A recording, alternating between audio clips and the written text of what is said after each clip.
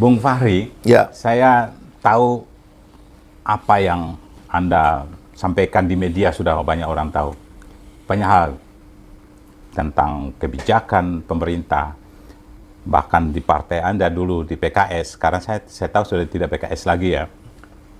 Anda menjadi sosok yang beda dengan yang lain. Kenapa Anda melakukan semua itu? Pertama tadi saya tambah sedikit soal parlemen ya. Ya. Sebenarnya saya ngantor di Senayan tuh mulai tahun 98. Karena Pak Habibie meminta saya menjadi anggota MPR waktu itu. Setelah reformasi tahun 98. Jadi 98... Sebagai apa? Staf ahli? Sebagai anggota MPR. Oh, anggota Ya, MPR. utusan kaum muda waktu itu. Oh, masih ada utusan Ya, golongan segala macam. golongannya. MPR dulu ya. Undang-undang. Terus saya kemudian mendirikan partai juga, PK waktu itu. Dan kemudian ikut pemilu tapi cuma dapat 7 kursi. Dan lalu saya menjadi anggota atau menjadi tenaga ahli di MPR pada saat diskusi tentang amandemen konstitusi diselenggarakan oleh MPR melalui panitia ad hoc ya, yang kemudian melahirkan 4 gelombang amandemen konstitusi kita.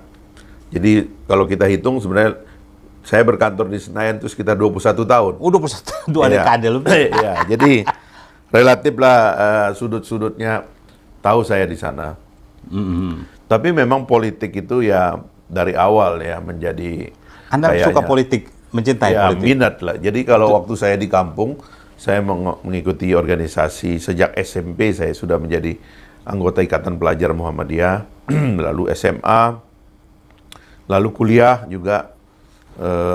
Kalau di angkatan-angkatan 90-an itu kan paling banyak kelompok studi karena kita berdebat ya di kelompok-kelompok kecil gitu, di kampus dan di luar kampus gitu.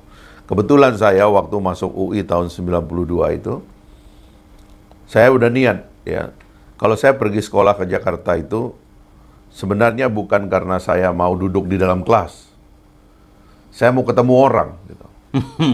Jadi itu sudah merupakan intensi saya ya. It was my intention to meet with great leader lah of Indonesia gitu. Jadi waktu itu begitu sampai Jakarta saya masuk di Fakultas Ekonomi UI. Kebetulan memang di Ekonomi UI. Iya, di Ekonomi UI itu kebetulan memang dulu ada selorohan di teman-teman itu di UI itu katanya menterinya Orde Baru itu kan 50% lebih dari fakultas saya. Makanya ada lagunya itu kalau kita di ospek itu kan.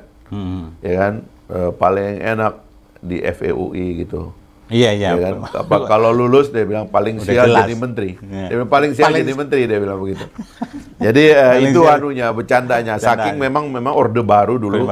Kalau kita baca itu kan teknokrasi Orde Baru itu berasal dari FEUI. Ya. Kita menyebut nama Sumitro, Wijoyo, itu semua adalah produk dari Fakultas Ekonomi UI. Mafia Berkeley itu ya Ekonomi UI. Ya. Nah, jadi memang intensi saya ketemu orang. Ya. Nah, itulah yang sebabnya saya bergaul dengan orang-orang besar, dengan Gus Dur, dengan Cak Nun, dengan Cak Nur, dengan Pak Amin Rais. Saya pernah lama sekali dengan beliau.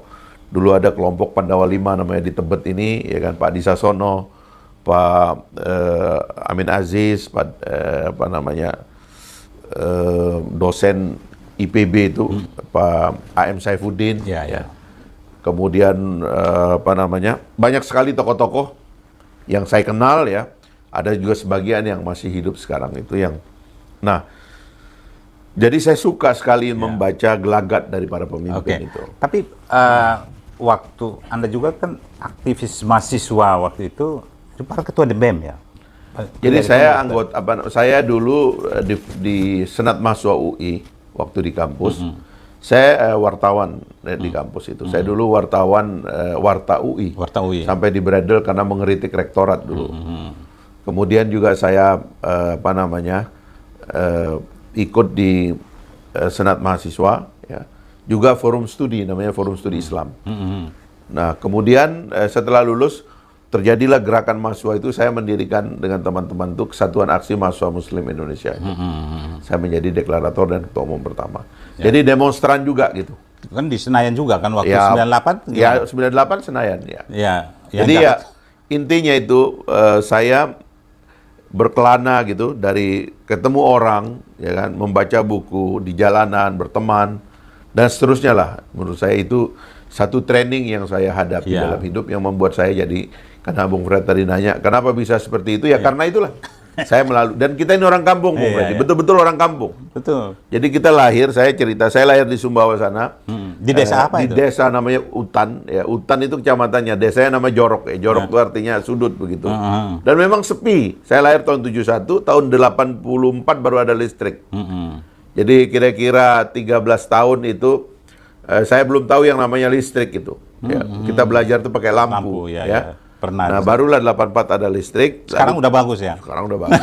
Ya. Kalau enggak, gawat itu. Iya, sekarang udah bagus. Semua udah bagus lah. Tapi maksudnya itu kita memang orang kampung. Iya, iya. Jadi SMP, SD di situ, SMP di situ, dan bahkan SMA juga cuman masih di Sumbawa begitu. Jadi kita tumbuh mewakili suasana desa. Yang membentuk Anda itu di kampung kah, atau di kuliah kah, atau yang sekarang bisa jadi Fahri saat ini nih, di mana tuh menurut Anda?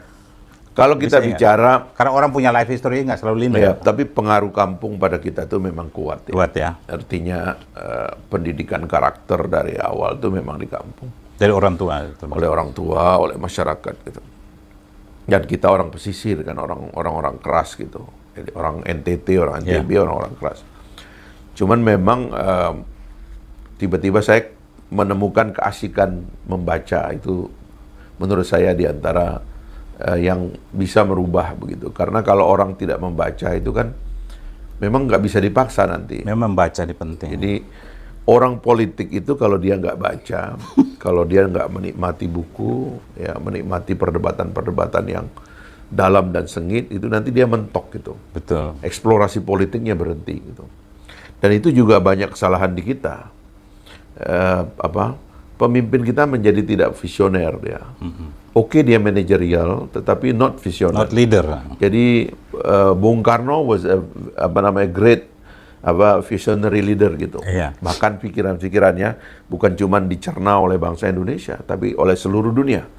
Pidato-pidato dia di forum-forum internasional, di konferensi Asia Afrika, di PBB itu menjadi kutipan-kutipan. Iya. Bahkan menginspirasi negara lain untuk merdeka, anti kolonialisme dan sebagainya.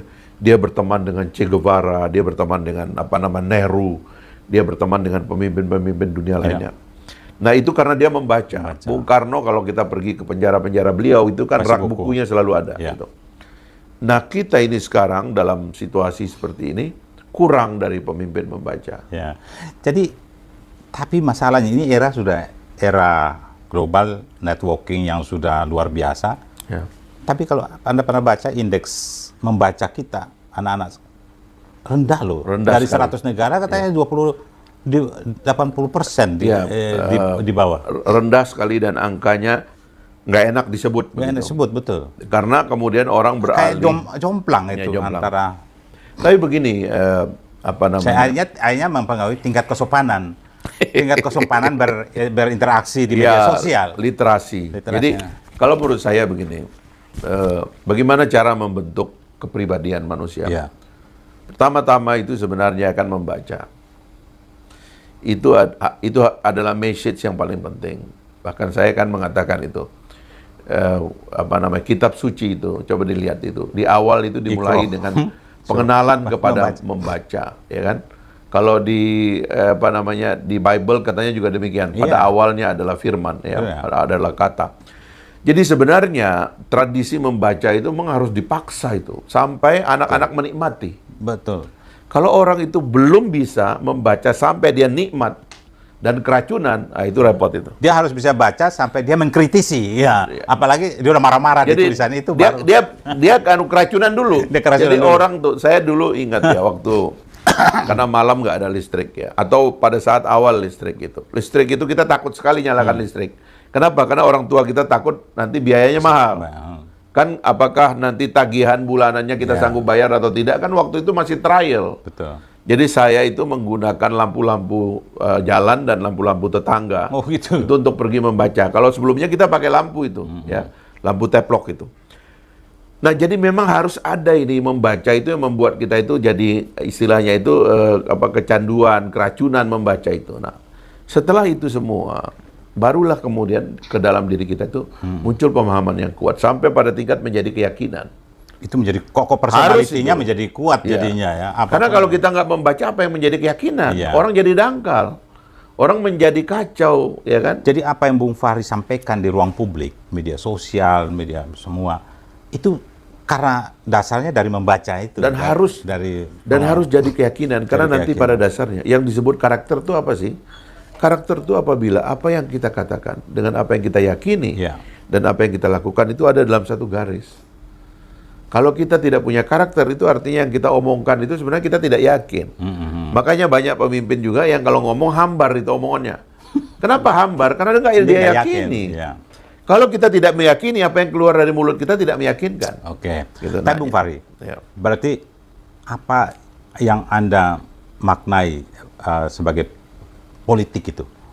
Politik itu yang Anda sudah dipilih menjadi nikmat, menjadi itu dalam sebuah kalimat seperti apa menurut Anda? Nah, itu yang saya juga nggak mau ikut-ikutan mengatakan. Karena hukum, hukum kan selalu dibilang hukum itu adalah panglima. Padahal ada yang bilang politik itu panglima. Menurut Anda? Kalau saya itu menganggap politik itu ruang amal yang paling penting. Bahkan kalau saya memakai istilah agama, sumber pahala yang paling besar. Politik itu? Politik itu. Kenapa? Karena dia yang merubah kehidupan orang. Great. Oke, kita break sejenak. Pemirsa, Sobat Leader di mana Anda berada? Masih bersama kami Bung Fahri, tapi kita break sejenak.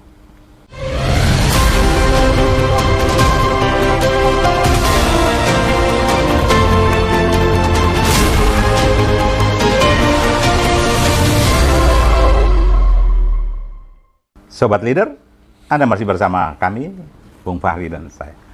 Bung, saya tadi tertarik bahwa politik itu menarik.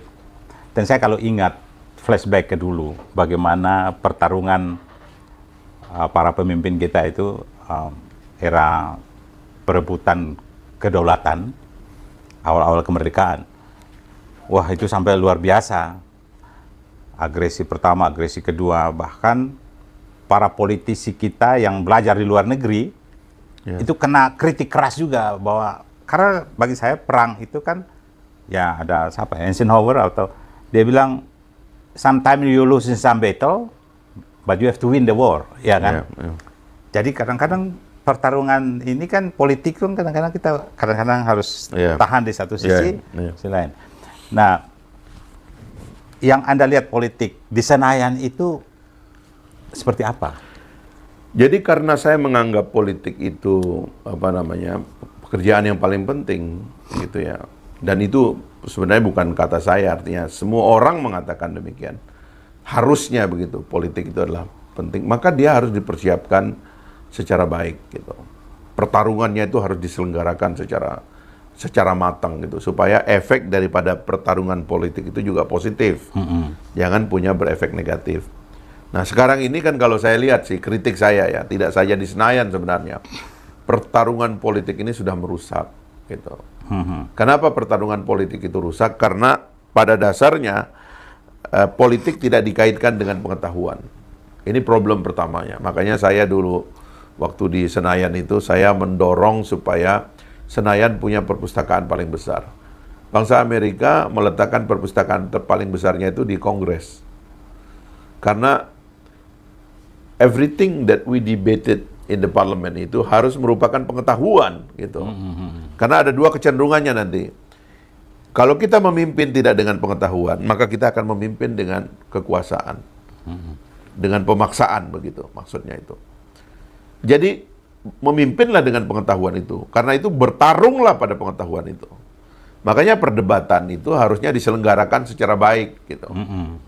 Sehingga yang memimpin kita itu memang adalah pikiran dan pikiran yang terbaik. Nah, saya khawatir sekarang ini karena dicabutnya pengetahuan dari politik gitu, sehingga politik itu sudah penuh dengan hal-hal di luar pengetahuan, ya kan, perdagangan, ya kan, tekan menekan, jual beli, dagang sapi kalau kata orang itu. Semua hal-hal yang dirty itulah yang menutupi politik kita, dan saya khawatir partai politiknya sedang tidak tahu caranya bagaimana keluar dari semua ini. Tapi Bung Farid 3 periode, Ya. yang DPR sekarang kan yang buat aturan kan Bung Farid dan teman-teman. Soal aturan sebenarnya nggak ada masalah, dan bagian dari yang saya lakukan itu adalah melawan supaya misalnya partai politik tidak boleh menganggap anggota dewan itu adalah peternakan mereka. Kan itu yang saya lawan. Iya, iya. Karena kan makanya di dalam bagaimana dalam persepsi demokrasinya. Dalam demokrasi itu partai politik adalah penyelenggara dari ideologi dan pengetahuan ini kepada para calon pemimpin di dalam negara. Begitu dia sudah menyiapkan itu dengan kaderisasi dan sebagainya, lalu orang ini masuk menjadi negara, bagian dari negara sebagai pemerintah, sebagai pejabat, sebagai pemerintah, maka dia bukan lagi kaki tangannya partai politik, dia kaki tangannya rakyat, gitu. Sementara dalam persepsi partai politik kita sekarang ini, pejabat publik yang dihasilkan oleh partai politik adalah kaki tangan dari partai politik. Disuruh cari uang, disuruh tekan orang, dan lain-lain sebagainya lah. Dan itulah yang kita hadapi hari-hari. Maka waktu kenapa saya bertengkar dengan partai politik? Karena saya nggak mau jadi kaki tangan partai politik. Saya ini wakil rakyat. Iya, iya, iya. Once saya disuruh untuk menjadi pejabat publik, my loyalty fokus kepada negara saya. Loyalty to my party itu based on idea, based on ideology, based on value saja. Jadi saya ambil ide di situ, saya ambil value di situ, tapi saya sudah loyal kepada negara karena saya diatur dengan hukum publik dan digaji oleh negara. Ini yang kemudian membuat saya bertentangan dengan banyak teman yang menganggap anggota dewan adalah kaki tangan partai politik yang disuruh-suruh. Nggak boleh itu. Disitulah Anda berontak. Di situ saya berontak, saya tidak terima. Kalau kita mau membangun negara modern, partai politik harus dicegah untuk menjadikan para politisi Senayan itu menjadi peternakan mereka. Yang telur-telur emasnya itu diambil untuk dijual untuk pembiayaan ketua umum atau partai politik, itu tidak boleh. Itu awal dari kerusakan. Tapi salut bagi saya. Anda itu diberhentikan oleh partai. Benar ya? Diberhentikan oleh partai, Anda masih wakil ketua DPR. Dipecat dari semua jenjang keanggotaan. Pecat dari semua jenjang. Tapi perkara lewat perkara juga kan. Anda menang semua. Iya kan? Dan Anda menjadi partai, tidak mewakili partai manapun juga. Benar ya? Ya, itu bahkan saya menjadi sampai platform akhir, ini saya mau perjuangkan ke depan. Ya, itu menarik. Orang itu tidak boleh disingkirkan dari Senayan. Recall harus dihentikan. Ketika orang masuk Senayan itu dia adalah orang bebas. Iya, memperjuangkan negara, bangsa dan negara. Memperjuangkan rakyat. Dia wakil rakyat kok. Tidak peduli dia dari partai apa. Oh iya, dia bukan wakil partai politik karena yang milih kan rakyat. Partai kan hanya mencalonkan. Kalau dia tidak dipilih rakyat kan dia tidak jadi apa-apa. Begitu dia masuk, dia harus diproteksi itu. Nggak boleh lagi ada yang namanya recall. Nah, saya membela diri di depan pengadilan dengan menggunakan begitu banyak instrumen undang-undang yang intinya saya meyakinkan hakim adalah bahwa harusnya anggota dewan itu tidak boleh disingkirkan dengan cara kasar seperti itu. Dia hanya boleh disingkirkan satu oleh Tuhan. Kalau Tuhan memanggil dia meninggal. Yang kedua, kalau dia dipanggil oleh hukum, dia melanggar hukum, dia diseret ke pengadilan. Itu pun saya mengusulkan etik dulu. Etik daripada kelembagaannya. Dia melanggar etik kelembagaan sampai dia dipecat, boleh kemudian habis itu dia dihukum. Atau dia mengundurkan diri, 4 ini gitu loh. Nah, nggak boleh ada orang lain yang main pindah saja, ya kan? Salah ngomong sedikit ditarik, salah ngomong sedikit diganti. Ini membuat nanti Senayan itu penuh dengan bebek-bebek. Berarti itu mesti ada aturan di DPR, di aturan. Makanya saya termasuk yang membuat Mahkamah Kehormatan, gitu loh. Sebenarnya Mahkamah Kehormatan itu memang harus dibikin lebih independen. Tapi lagi-lagi, yang belum ini adalah karena partai politik ini kan masih terus ingin punya pengaruh kekuasaan. Kekuatan apa? Sistem semacam apa yang bisa agar anggota dewan tuh once dia terpilih, dia harus benar-benar, karena dia berkorban juga kan, dan dia harus memperjuangkan rakyat. Semua negara demokrasi elected official itu kuat, dia independen. Hanya di Indonesia ini elected official itu jadi peternakan. Karena saya ingat penulis, dia bilang orang yang terpilih itu kan dia harus demokratis dan sah, legitimate. Artinya nggak ada yang campur lagi, nggak ada unsur lain yang bisa menekan dia kalau dia korupsi atau lakukan hal-hal yang pelanggaran. Tapi once dia perjuangkan rakyat, ngomong apapun, dia tidak bisa dipidanakan. Nggak bisa. Atau dibawa kemana-mana. Apalagi dalam sistem presidensial seperti kita ini. Karena presiden kita dipilih oleh rakyat dan kuat sekali gitu ya. Berbeda dengan di sistem parlementer. Kenapa Perdana Menteri itu lemah? Meskipun ada banyak Perdana Menteri kuat ya. Karena pada dasarnya rakyat itu tidak naruh roh kekuasaan kepada Perdana Menteri. Sebenarnya kan rasional saja sebenarnya. Barat atau Timur itu kan semua kalau dia rasional ya kita terima gitu. Misalnya saya bilang kalau di dalam sistem presidensialisme, rakyat tuh memilih presiden. Disebut presidensialisme. Tapi juga rakyat memilih anggota Kongres. Makanya disebut dengan kongresionalisme gitu. Jadi pada dasarnya dua-duanya itu adalah kekuatan. Makanya kekuatan inilah yang kemudian saling kontrol, ya kan, check and balances gitu. Rakyat itu memberikan roh kepada presiden, juga memberikan roh kepada wakilnya. Karena itu wakil rakyat dalam sistem presidensialisme harus kuat dia. Karena dia harus mengontrol kekuatan yang sangat besar dari presiden. Yang apabila tidak dikontrol, dia cenderung absolut. Karena kalau waktu itu sistemnya kan mandataris. Masih mandataris. Ya, sistem mandataris. Kalau sistem mandataris itu maka yang pada dasarnya yang memilih presiden adalah yang mendapat mandat gitu. Dan karena yang mendapat mandat ini adalah anggota MPR, maka lalu yang memilih mereka adalah anggota MPR. Jadi anggota MPR yang akan memilih seorang presiden untuk mendapatkan mandat atau menjadi mandataris MPR istilahnya waktu itu. Jadi bukan orang yang directly elected by by the people. Nah, karena dia adalah anggota parlemen atau anggota MPR yang memilih, maka kemenangan Ibu Mega pada waktu itu atau kemenangan PDIP yang 34% atau 35% itu tidak menjamin dia mendapatkan suara mayoritas. Mungkin ini bedanya dengan kalau sistemnya itu pemilihan langsung begitu ya. Jadi kalau ini ya sama dengan parlementer, ini tergantung waktu itu kan kalau sistem mandataris kita sebut sebagai semi parlementer sebenarnya atau semi presidensialisme. Jadi pada dasarnya ada kekeliruan berpikir juga di kalangan elit politik kita. Karena pada dasarnya presidensialisme itu tidak mengenal adanya koalisi. Jadi koalisi kita anggota parlemen atau anggota kongres itu adalah dengan rakyat. Koalisinya presiden juga adalah dengan rakyat. Mungkin koalisi bagi-bagi kekuasaan. Ya, nah itu yang harusnya begitu, definisinya bagi-bagi aja. Sobat Leader, di mana Anda berada? Masih bersama kami Bung Fahri, tapi kita break sejenak.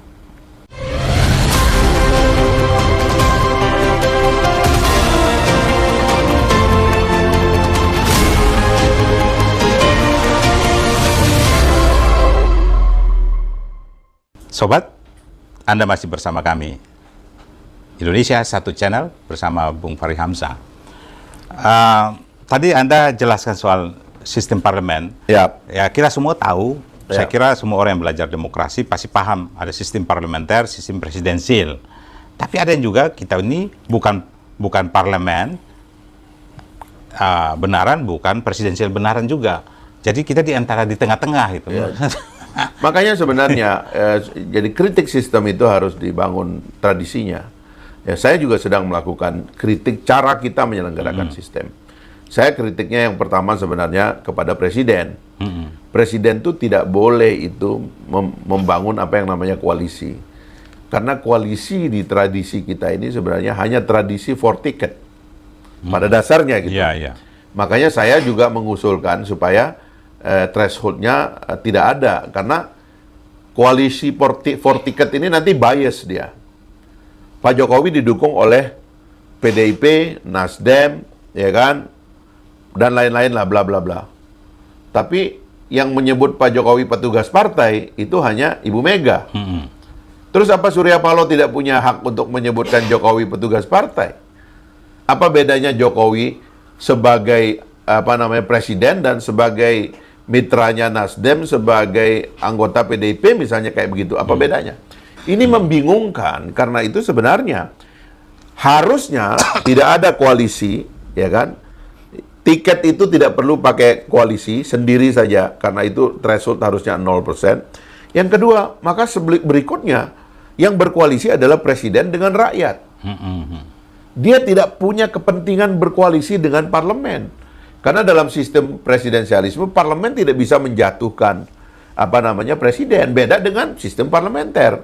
Sistem parlementer itu Perdana Menteri jatuh begini saja. Iya, tapi kalau koalisi lain terbentuk, majority, lalu dia jatuh. Mungkin kekhawatiran kalau nggak masukin mereka dalam satu tampungan koalisi yang namanya itu, ini bisa kebijakannya bisa digoyang di DPR. Itu bohong itu. Oh, bohong. Iya, itu bohong. Itu bayang-bayang aja itu. Nggak, itu anunya saja. Karena orang-orang pengen dapat bagian aja. Itu bohong itu. Nggak ada gunanya itu sebenarnya.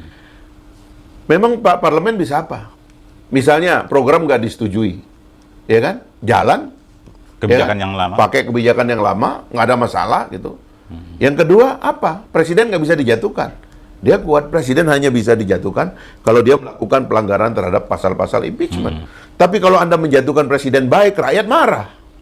Rakyat bisa dukung, rakyat akan bilang, "Woi partai politik, rupanya kalian bersekongkol jatuhkan presiden, padahal presidennya itu baik."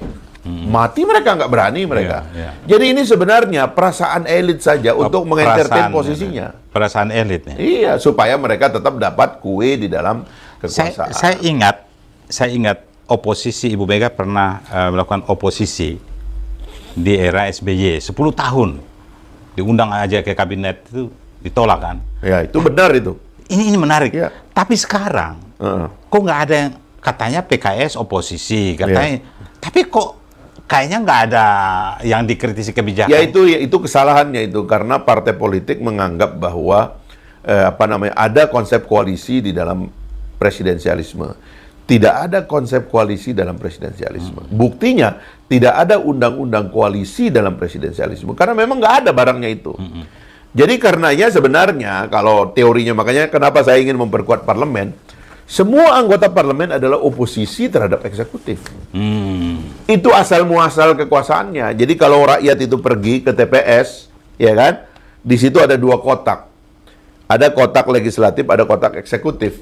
Waktu dia milih kotak eksekutif, misalnya di level pusat, dia bilang, Presiden, ini saya pilih kamu untuk menjalankan amanah sebagai eksekutif, bagi-bagi itu uang yang ada itu untuk rakyat, ya kan? Kekuasaan kasih kepada yang amanah. Ini saya pilih kamu.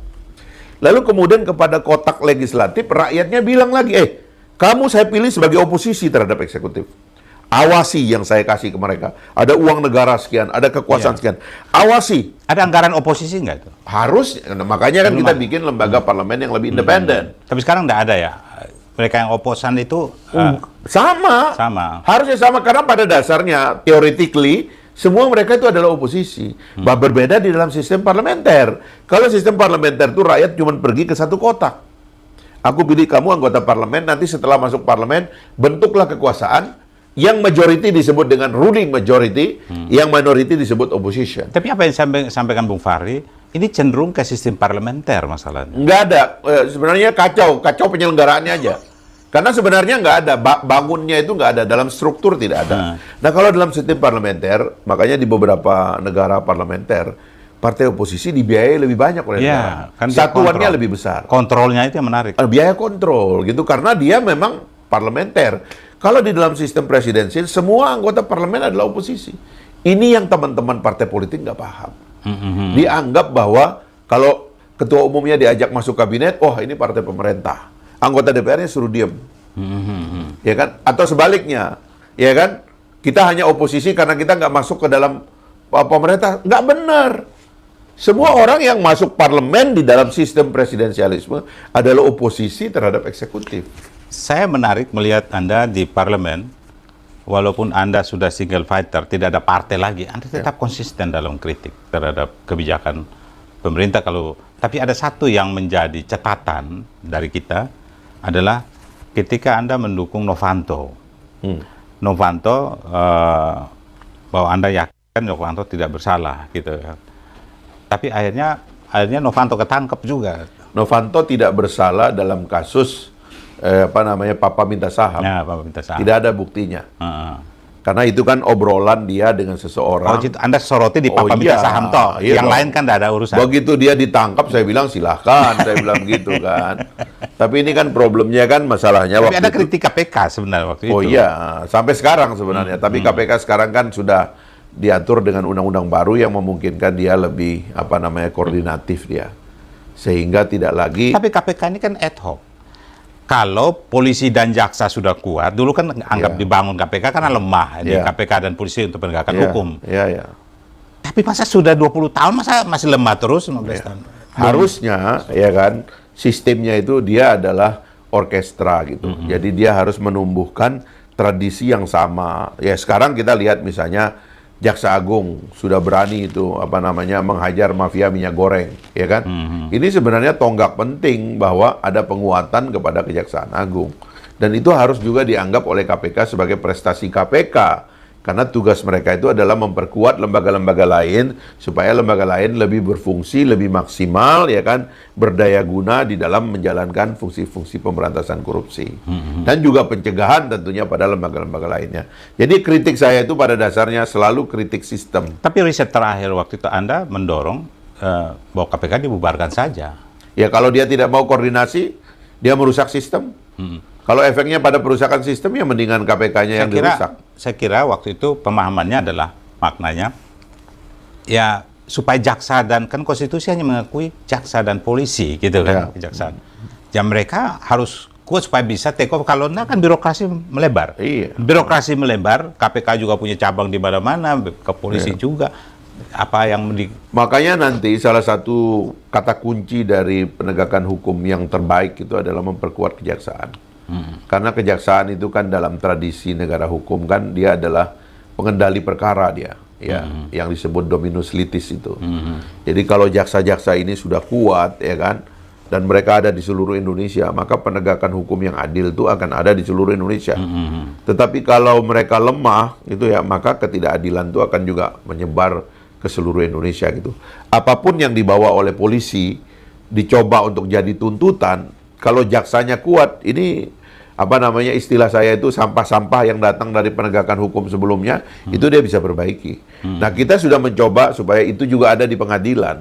Makanya kita sekarang kan melakukan remunerasi kepada para hakim kita, dan hakim kita sekarang kan hidupnya sudah lumayan gitu loh. Sehingga seharusnya independensi hakim sudah bisa kita capai. Meskipun kita perlu upaya lanjutan supaya kita melakukan independensi terhadap pengadilan kita, peradilan kita. Anda lihat penegakan hukum di negeri ini gimana sampai hari ini?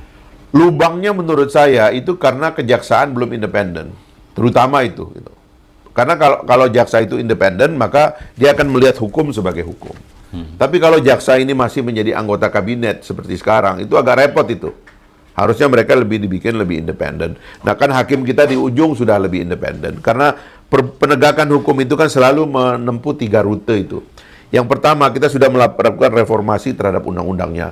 Tapi kita belum mereformasi terhadap KUHP, terhadap KUHAP.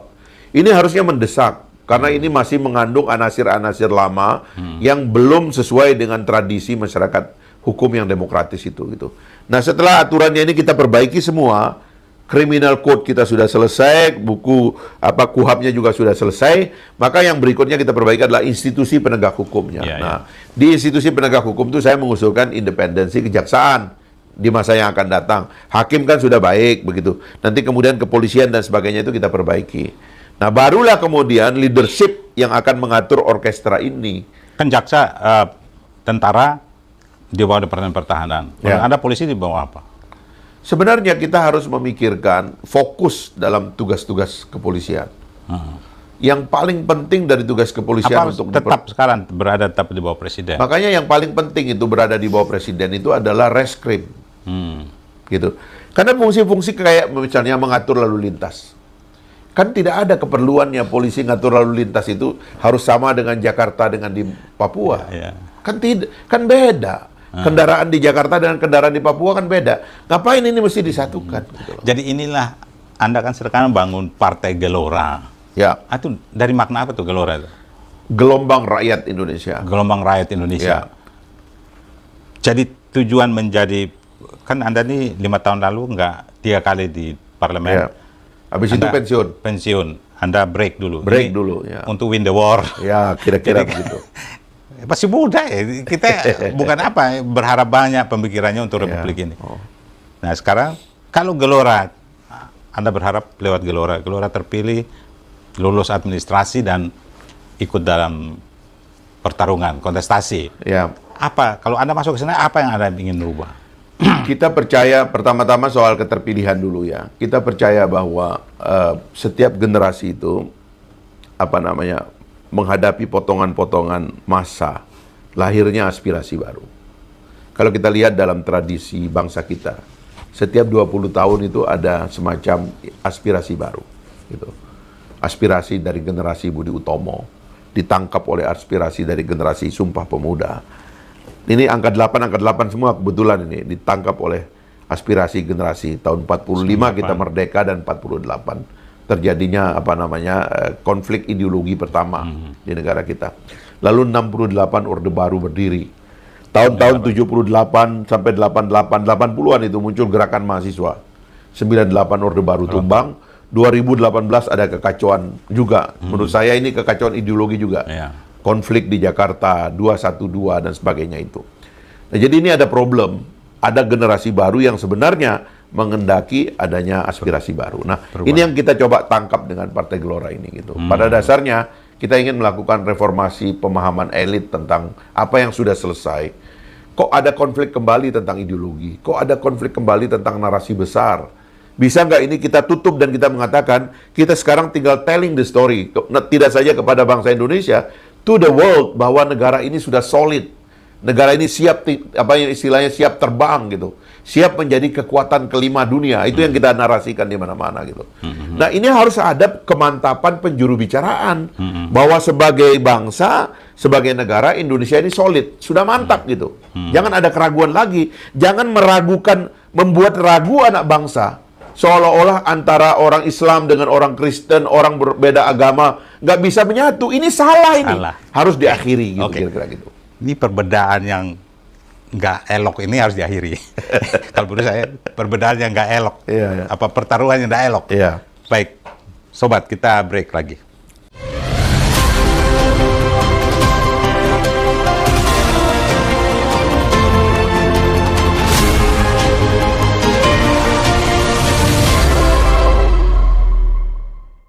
Sobat Leader, Anda masih bersama kami, Indonesia Satu Channel dari Menara Kartika Chandra, Jakarta.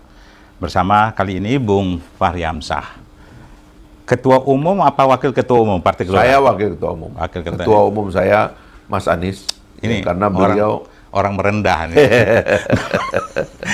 Jadi menarik Bung Fahri. Tadi Anda sudah sampaikan langkah kenapa Anda ingin balik ke parlemen. Ada banyak PR yang Anda ingin belum selesai memperjuangkan. Tapi saya ingin mau coba mengklarifikasi atau menanyakan sesuatu terkait dengan Anda berasal dari partai yang ideologis, partai Islam. Kita mau bilang jelas partai Islam, walaupun dia partai keadilan sejahtera, tapi sebenarnya basisnya kan Islam. Dan Anda masuk ke Partai Gelora. Apa bedanya nih? Partai Gelora memperjuangkan kerakyatan yang Anda bilang, kalau saya di parlemen, saya berjuang untuk rakyat, bangsa dan negara ini. Tidak ada urusan dengan partai. Bagaimana nih Anda? Sebenarnya saya dulu di PKS itu kan ingin mengintegrasikan kultur negara ke dalam kultur PKS. Cuman itu yang mendapatkan tantangan. Karena di teman-teman PKS itu ada yang menggunakan otoritas keagamaan untuk membuat bergen kita yang terlibat dalam negara itu melemah. Itu yang saya kritik Dan banyak lagi soal-soal lain. Jadi ada semacam kesulitan untuk. Tapi dulu di masih Partai Keadilan sebelum ke Partai PKS, saya dapat informasi dari teman-teman itu kan, kalau ada kelompok yang berjenggot, ada kelompok yang tidak berjenggot. Jadi kalau itu apa itu ada benar di situ? Semacam itu identitasnya. Itu sebenarnya kalau saya mengidentifikasi sebagai perbedaan pendapat saja. Cuman kan kalau perbedaan pendapat itu sudah mengarah kepada tindakan yang menzalimi begitu ya, tentu kita tidak bisa lebih lanjut bersama-sama. Buat apa kita bersama-sama kalau kita saling ngerjain gitu? Ya kayak saya lah. Tiba-tiba saya dilapori katanya melakukan pelanggaran. Saya tanya pelanggarannya apa? Oh, karena mengusulkan DPR punya gedung baru. Loh itu tugas saya sebagai pimpinan dewan, ya kan? Itu bukan kesalahan gitu. Oh karena sering ngeritik KPK. Loh tugas saya sebagai pimpinan dewan, saya ngeritik KPK. Kok salah begituan itu? Kok ini yang diadili? Kecuali kalau saya ada maling, ada saya mengkorupsi uang partai, boleh itu dipecat. Tapi kan itu tidak ada. Nah, ngakalin saya kayak begini nih yang saya nggak bisa terima begitu. Tapi partai Anda bangun basisnya apa? Islam atau nasionalis? Kita dasarnya Pancasila. Pancasila. Nah, karena kita ingin mengatakan Satu kata bahwa aja. Ya, Pancasila. Karena kita tidak mau lagi ada ambiguitas dalam perdebatan dasar negara. Sudahlah, ini selesai ini. Kita anggap sudah merupakan satu khazanah dan penemuan daripada pendiri bangsa kita yang luar biasa. Jadi tidak lagi nasionalis religius. Islam yang berpancasilais. Sebenarnya kalau kita menginterpretasi Pancasila sebagaimana yang sudah diperdebatkan di dalam BPUPKI oleh para pendiri bangsa kita solid, karena di situ kan ada tokoh-tokoh dari semua agama termasuk ulama-ulama besar Islam pada awal kemerdekaan ada di situ. Jadi sebenarnya tidak perlu lagi mencari identifikasi baru gitu, karena pada dasarnya Pancasila ya di situ ada ketuhanannya. Kalau kita mau beragama kan di situ ada ketuhanannya gitu. Nah, jadi itu yang kita mau rangkum gitu. Dan itu yang menjadi kritik kepada para elit sekarang. Apa yang Pak Jokowi sampai membuat hari ini, soal bagaimana pertarungan saling debat, fitnah, atau apapun di media soal agama satu ke agama lain, Anda lihat ini on track untuk dia akan berakhir pada waktunya? Saya mengidentifikasi apa ini dilanggengkan. Ya, saya mengidentifikasi akarnya itu ada yang kurang baik karena akhirnya itu pembelahannya itu irasional. Seperti apa? Pembelahan dalam tubuh bangsa pasti ada, tapi harus rasional. Orang Republik di Amerika Serikat dengan orang Demokrat, orang konservatif dengan orang liberal, itu berdebat rasional. Dan itu lebih kepada alternatif cara menyelenggarakan negara. Bukan kebencian, ya Kak, saya nggak suka kamu karena agamamu, saya nggak suka kamu karena sukumu, itu tidak benar, itu tidak boleh itu ada gitu. Dan jangan ke situ pembelahannya. Makanya waktu itu saya pernah mengusulkan kalau bisa fraksi di DPR itu kita bagi dua aja, kubu konservatif dan kubu liberal. Gitu. Berani nggak seperti itu dibuatnya gitu? Tapi rupanya itu tidak berani. Orang Indonesia ini nggak berani liberal, ya kan? Orang Indonesia memang cenderung konservatif gitu. Yang liberal pun cenderung konservatif. Nah, jadi kita masih mencari itu, Bung. Tapi yang penting adalah perbedaan itu mesti perbedaan pikiran. Jangan perbedaan perasaan. Bahaya itu. Makanya tugas kita yang agak rutin itu adalah kita tidak boleh membiarkan terus-menerus kita ini berbeda perasaan. Ini yang disebut dengan hate speech itu. Karena kita itu jadi benci. Benci itu kan perasaan, bukan rasionalitas gitu. Kira-kira itu yang saya propose gitu. Dan kita di Partai Gelora juga mempropose.